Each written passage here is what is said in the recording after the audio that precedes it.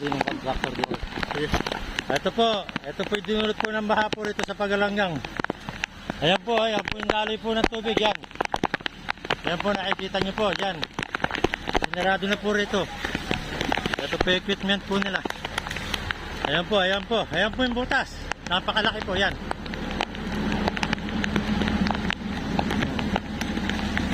Ayan po, dyan po nagsimula po ang tubig. Malaki po itong butas yan. Ayan po yung butas, yan. Yan, nakikita nyo po. Diyan po lumalabas po ang tubig, ang volume po ng tubig ng ulan.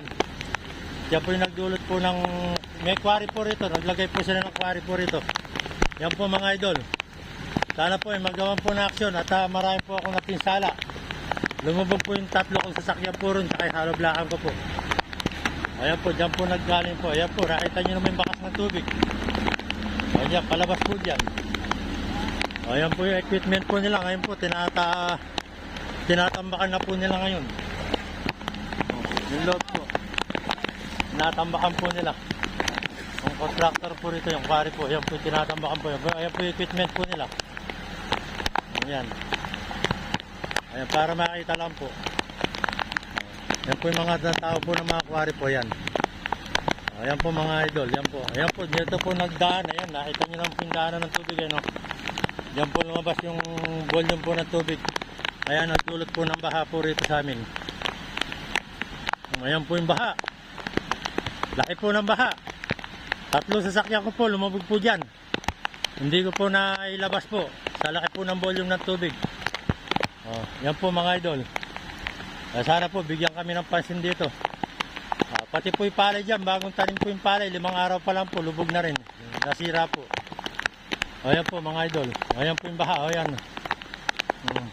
Yan para makita nyo lang po. Ayan po yung equipment po nila. Dito po yan. Sa Pagalanggang po. Likod po na simbahan ng Pagalanggang. May quarry po rito. Sana po magawan po na aksyon to. Malaki pong danyos po nangyari po dito po sa amin. Mga idol. Haloblakan ko po. Nabasa po.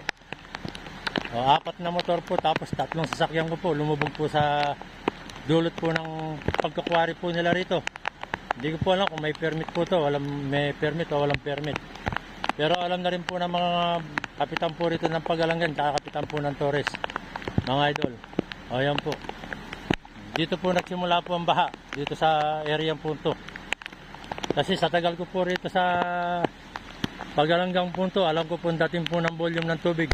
Pero kung di po sila nagkwari rito, hindi po gantong lulubog po ng ganito kalaki po ito mga idol. Nandito po kami ngayon mga idol. Yan.